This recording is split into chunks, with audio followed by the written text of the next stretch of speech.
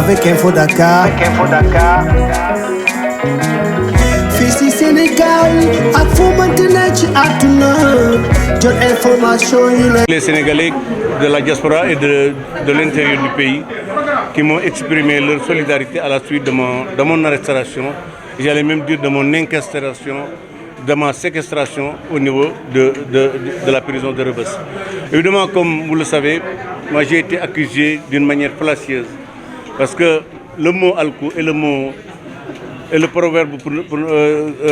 Galou Dof du Terre, ça ne constitue pas une insulte. Et probablement, certainement, c'était une commande politique que les gens ont voulu exécuter.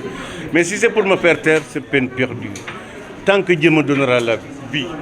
je la consacrerai à défendre la démocratie, le pluralisme et l'état de droit au Sénégal.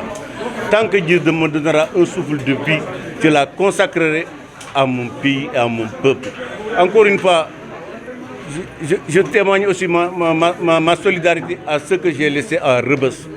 qui sont dans des conditions plus ou moins difficiles, malgré les efforts de l'administration pénitentiaire. La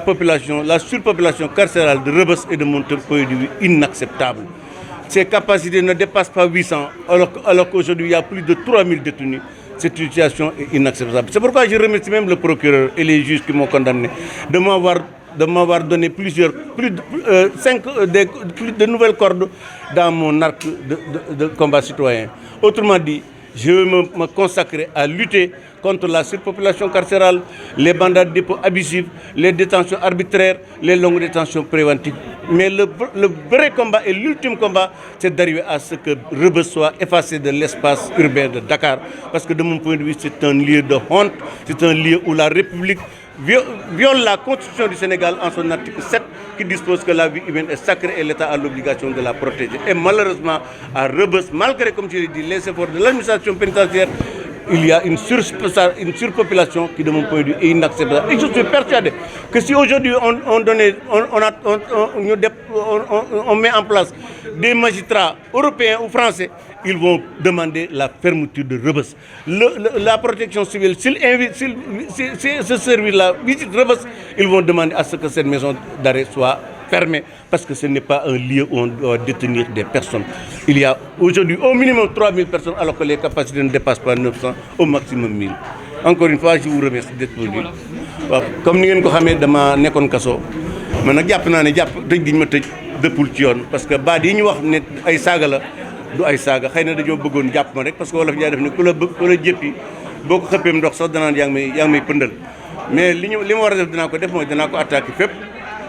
ci li ma yoon may ci réew bi danaa ko attaqué même s'il le faut aux Nations Unies boo la commission de la CEDEAO des droits de l'homme parce que nag li ñu ma jiiñ man defuma ko parce que man non seulement du ma saaga waaye bu ma doon saaga dinaa fa bàyyi parce que yow aw saaga la mais encore une fois loolu juge ci def na li ñu def ba pare mais li nga xam ne moom laa jàpp ne moo ma intéressé dëgg mooy le combat bi nga xam ne fas naa ko yéene def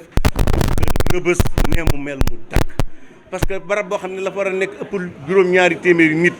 gën ngaa bëri juróom-ñett ñu def ko ñett junniy nit loolu jaaduwul di tegale nit ñi bu kii tëddee ndeyjoor foofu ngay fanaane boo kii tëddee càmmoñ boo jógee dem tur ndox sax fi nga tëddoon nit tëdd fa te doo ko fa mën a yëkkati loolu c'est inacceptable li ma wér nag mooy bu fekkente ne Rebeuss tëjuñu ko wut di prison yu baax dugal ci nit ñi yërmande yàlla bu ñu defu ndànk dootu wàcc Sénégal parce que doomu aadama kenn du ko toroxal ndax yàlla bu ne li ma bind nit la ci gën kon li ñu war a nit waru noonu nangu nit ñi di ko toroxal benn bi ci des mooy constitution bu Sénégal daa sas état bu Sénégal mu sàmm bakkanu nit ñi or Rebeuss barab la boo xam ne sàmm ñu bakkanu nit dañ koy toroxal li may wax malgré les efforts de l'administration pénitentiaire muy directeur bi ak son adjoint le chef de cour et son adjoint et l'ensemble des gardes pénitentiaires effort bi ñuy def li mu mën a de ak participation bi nga xam ne prison yi ñu ngi koy def pour entretenir le lieu bu fekkonte ne loolu amul nit du dugg Rebeuss génn fa parce que la fa nekk ci nit jaaduwul loolu nag jàpp naa ne sénégalais bu ne da ko war a def yëfi boppam ñi nga xam ne nag seen doom daa nekk kaso te ñu waroon bu ñu waree amee 6 mois ñu waroon leen a génne man tàllal naa leen loxo pour ñu xeex pour loolu dakk ñi nga xam ne dañ leen di ay peine parce que nit nga jàpp ko téye ko juróomi at atte ko tëj ko ay 1 an loolu c'est inacceptable magistrat bu placé nit mandat dépôt da nga ko war a toppatoo dossier nga enquête ko su fekkente ne dégg nga war nañ ko mën a si ñu siise ko bu ñu ko mënta si ñu bàyyi ko mu dem waaye tëj nit ñeenti at wala ñetti at tëj ko juróom benn weer loolu c'est inacceptable loolu nag citoyens yi ñoo ko wërta nangu parce que nag ña nekk Rebeuss même bu fekkente ne dañoo